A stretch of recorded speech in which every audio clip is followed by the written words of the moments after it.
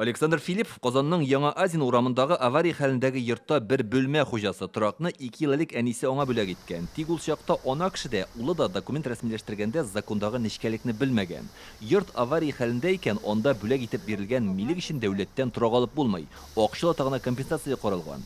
17 квадрат метрлы бүлмә өчен башкарма комитет Александр Филипповка 259 мең сум тәкъдим итә. Ул риза булмый һәм бүлмәдән чыкмый. Нәтиҗәдә шәһәр аны судка бирә. Что касается рыночной стоимости квартиры. Торакның базардагы бәясенә килгәндә безнең белгеч чагыштыру алымын кулланган. Йортның халәте, тузган булуы, ничәнче елда төзелүе исәпкә алынмыйча, башка торак йортлардагы бәя белән генә чагыштырган. Бу йортның авария хәлендә булуы исәпкә алынмаган.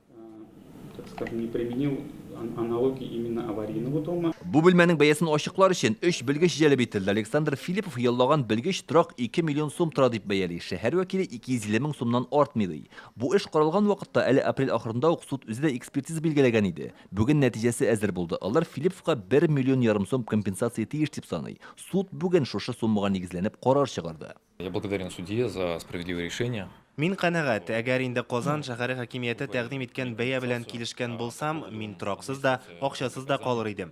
Конечно, иск был ихний. Фактически меня оставили просто без жилья бы и без денег. Еще его должен остался.